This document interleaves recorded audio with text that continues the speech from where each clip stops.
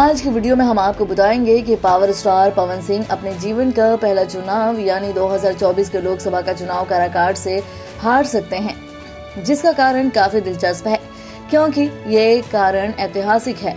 क्योंकि आज तक जितने भी भोजपुरी सुपरस्टार्स ने लोकसभा का चुनाव लड़ा है, उन्हें पहली बार में निराशा ही हाथ लगी है। यानी कहने का मतलब वो बुरी तरीके से अपना पहला चुनाव हार गए हैं।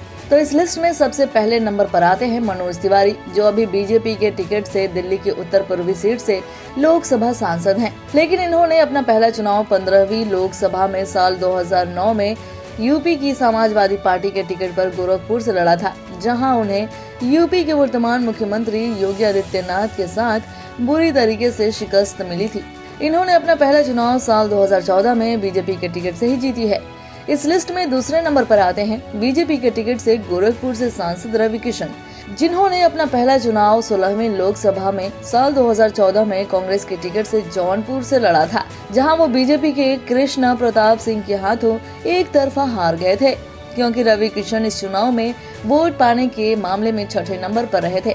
इन्होंने अपना पहला चुनाव 2019 में बीजेपी के टिकट पर जीता था।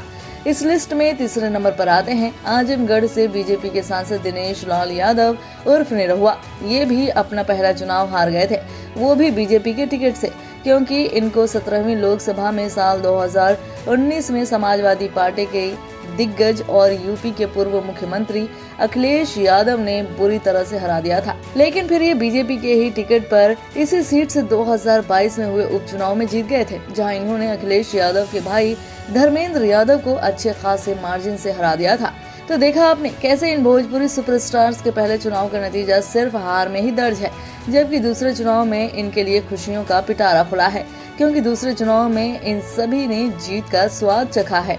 पूर्वांचल लाइव की ऐसी ही लेटेस्ट और चटपटी अपडेट्स और गॉसिप के लिए बने रहिए अपने फेवरेट चैनल पूर्वांचल लाइव के साथ।